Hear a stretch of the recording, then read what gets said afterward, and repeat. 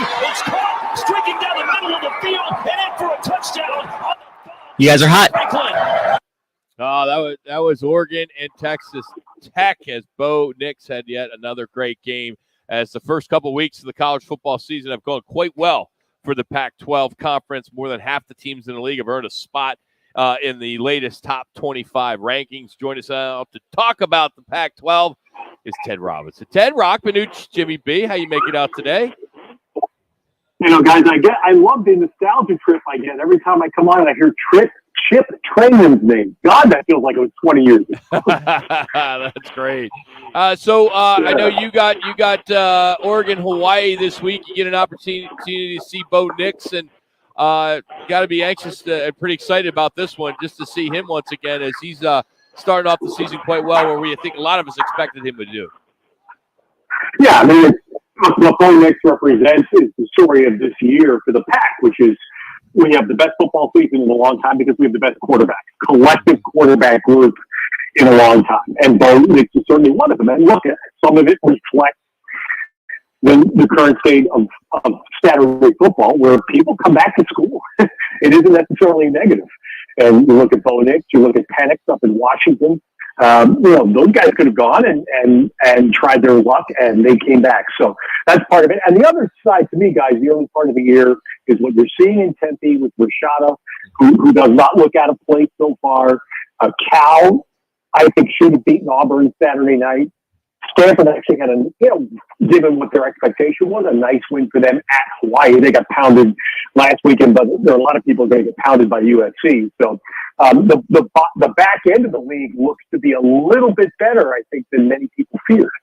You know, Ted, it's interesting, as Rock alluded to, over half the Pac-12 teams. You got eight Pac-12 teams in the top 25. The most they've ever had was 6, and that was several times. Last week was one of them. But you look at this, 8 teams in the top 25. What a great last hurrah this is for the Pac-12 so far, right? Yeah, I mean, look at these teams. I'm not the biggest fan of polls, but I won't deny this one because it's a nice thing. And after getting beat up, over recent years, a lot of years. Last year was a better year, no question. But let's say the 5 years before that, the conference took a lot of shots, and it's nice to have this moment. And look, it's reflective to me of the schools they invested in football. And you could run the gamut from just total Hollywood, marquee hire in Colorado, whose program was on, life support, and they went and hired Deion, and they've made Deion's the athletic director, and he's basically the president of the university. Yeah. I'm not kidding. He's it, Ted. I mean, I'm laughing. Rick George is beaming on the sideline. He better, because Deion's his boss now. But you go from that hire, but then you go to Washington and Washington State. Washington hired Kalen DeBoer, who was a brilliant hire, but not a lot of people knew about him. He wasn't a marquee name.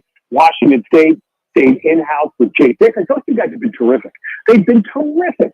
And so that, to me, is when you strike, you hit a good run with coaching hires, as this conference has. You get good. And now, for example, in your backyard, you're hoping Dillingham is that guy at ASU, because the program is in disarray. He's a young guy with an incredible amount of energy.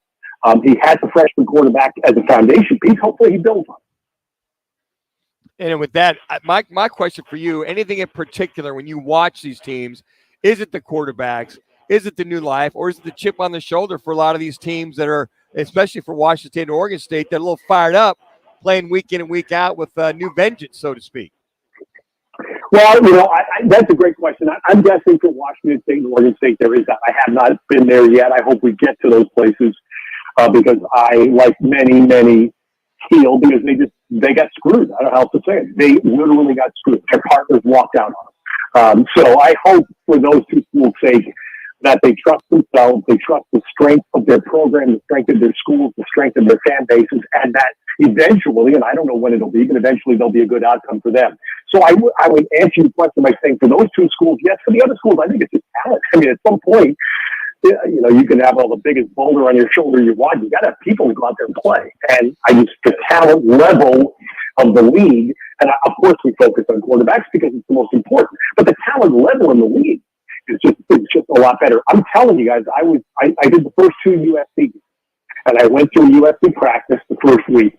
They are more talented than they were last year. Okay, now how that plays out, we'll see. But they have more talent, especially on defense, than they did last year. That's scary. Hey, I'm anxious to get your thoughts after the Oregon game, where you're going to have an opportunity to see Bo Nix, and you've seen Williams now 2 weeks, as you mentioned, at USC. As we talk about, the Heisman, I know it's early, but those two guys are right there at the top. But one that I keep bringing up, we talked about earlier in our show today, is Travis Henry and what he's doing at Colorado. When we talk about the Heisman, the best player in college football. Travis Hunter. Travis Hunter. What did I say? Henry. Travis Henry. Yeah, I'm sorry. I meant Travis Hunter. Is Bo Nix is amazing, but you got to see Caleb Williams as well twice. What are you anticipating? Well, I mean, look, I voted for Caleb Williams for the Heisman last year, and there's nothing that would diminish thinking early on that that's going to be the vote again this year. But that doesn't mean there aren't, like you said, Bo Nix, Michael Penix. Michael Penix was on my ballot last year. He's brilliant, and Washington has a brilliant offensive scheme. Absolutely, I don't think there's any question that's the best offensive scheme in the league up in Washington. And you're right, Hunter. Look, I haven't seen them yet. Hunter's a two-way player. I mean, you got to go back to Charles Woodson. How many years ago was that when you start thinking about a guy that dabbled two ways? Now, how Travis Hunter will hold up if Deion indeed plays him 110 or 120 snaps every week. Ooh, wow, that's asking a ton. I don't know. I hope the kid can hold up to that. But look, the nice part of the conversation is that we can even discuss this, because there's such a bias in other parts of the country against the football out here that for years I've made. I took a Heisman vote because of what eventually Christian McCaffrey went through. And it was Toby Gerhart, it was an Andrew Luck, and then it was Christian McCaffrey. And I think the people in the SEC, they look out here like we're playing junior varsity football. That's the way to look at it. And if they're looking at it that way now, they're fools. I can tell you this. I'm with you with the Christian McCaffrey deal, and I was in the East Coast when that vote took place, and it was ridiculous because they never saw a game of Stanford. Let me take you to the two schools that have been thrown to the wolves, Oregon State and Washington State. We thought that Oregon State had a chance to be decent, but did you expect Oregon State and Washington State, Ted, before the season began, to be as good as they are right now? Yes, 3 minutes. I think I saw them 4 times last year live, and they had a terrific defensive performance against USC last year. In terms of points allowed, it was the best defense played against USC last year. And Jonathan Smith, the one position I think that they were questioned on last year was quarterback. Well, he went out and he got the kid from Clemson to come in and transfer as to be the likely answer to that position. So I'm not surprised at all about Oregon State. Washington State, I didn't see in person last year, and there was a question about the adaptation of their quarterback, Cam Ward, but they have a new OC this year, and that seems to be working well so far. And look, you beat Wisconsin, there's no question. I don't care that it was a home game. I don't care. You beat Wisconsin, that's legit. So that's why I'm saying these two schools this year are starting off to make an incredible statement that I hope they follow through with, and just trust yourself. 2 minutes. Both schools, good programs with really solid people and excellent fan bases. And somewhere there will be, I believe there will be some sanity, and those two schools will find a good place. Yeah, and you think, Ted, get about a minute here, that you might see, 3-4 teams come down to the wire before the Pac-12 as far as them winning the championship. You might have 3 or 4 in the fold the last weekend to see who gets that highest percentage of winning. Yeah. I mean, look, guys, we were all looking forward to late October and into November, because if you look at the Pac-12 schedule, there are great games every week between the supposed heavyweights. But now I think, guess what? Guess who plays a week from Saturday? Colorado at Oregon. A week from Saturday. That has become a heavyweight game that we didn't necessarily predict before the season. So the part of the league that's going to be great is that we are likely to have 1 or 2 marquee games every week. Then the reality is there's a likelihood, unlike the SEC where the schools, Alabama and Georgia never play each other, for example, in our conference out here. The likelihood is, yeah, we can knock each other out of the 4-team playoff.